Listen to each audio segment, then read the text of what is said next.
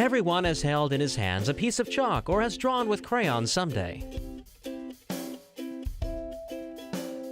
Somebody met it in school for the first time. There, the small white stone was gracefully drawing some incomprehensible formulas on a blackboard.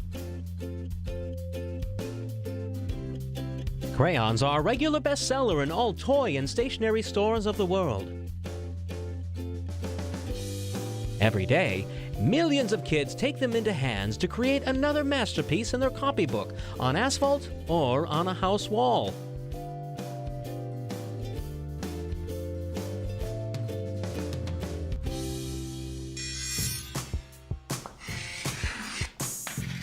But crayons keep much more secrets than it looks like from the first sight.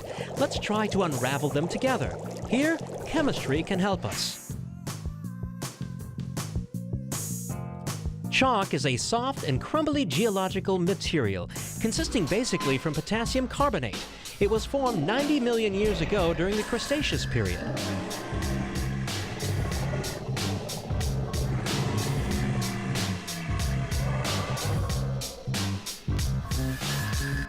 But not all crayons can be chalk. They can be coal, wax, or other material not containing potassium carbonate. This paradox is caused by the similar properties of the substances.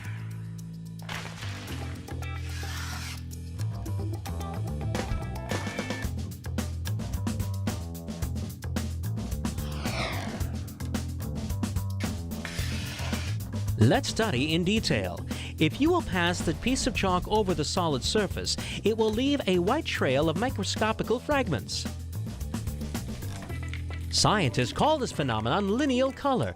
It can only be left by fragile minerals or geological materials. They are often used in modern paints manufacturing.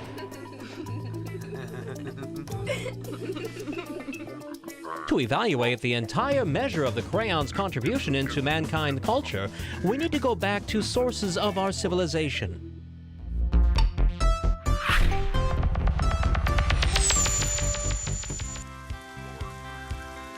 From the time immemorial, the primitive people tried to depict the outside world. This way, the rock paintings appeared. They illustrated separate fragments from the tribal life, mainly hunting, war, or religion.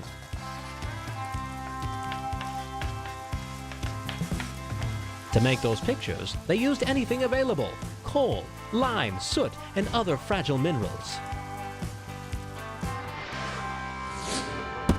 Time passed, and rock paintings grown into the monumental paintings or frescoes, painting of the spirit and cultural significant buildings.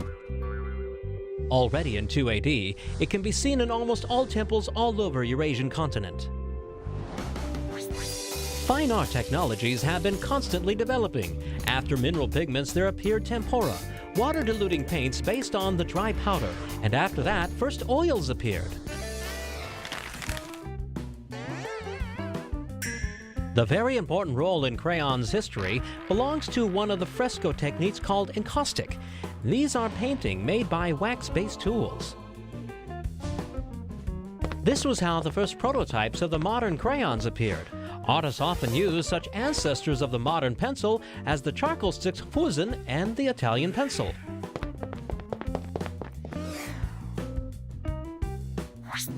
Famous sketch of the anatomic Michelangelo drawing was made by sanguine, reddish-brown clay stick.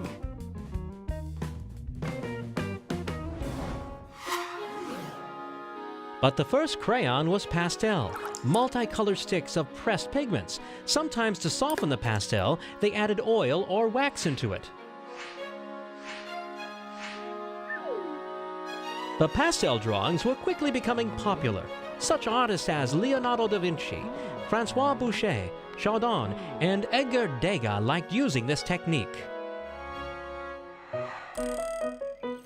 In 16th century in Italy, Modernari appeared, images of Madonna made by pastel or chalk on pavements and squares.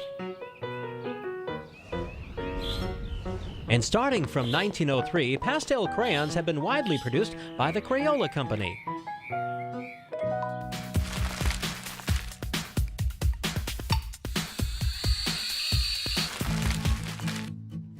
More than 100 years passed since the first factories of crayons, the biggest toy seller of the 20th century, appeared. Thanks to crayons, the first paintings and pencils appeared, and even new art streams took their start. Monumental paintings of the ancient world grew into the modern graffiti, the art of the streets and megalopolises. Fresco in temple has special sacral sense.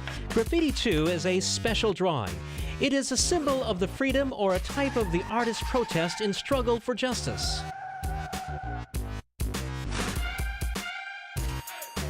Thanks to Modenari, we can see optical, frightening, realistic illusions of the 3D painting on asphalt.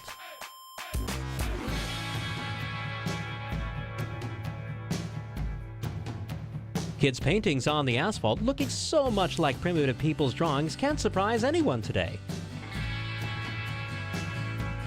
None could predict simple chalk would play such a big role for the entire mankind.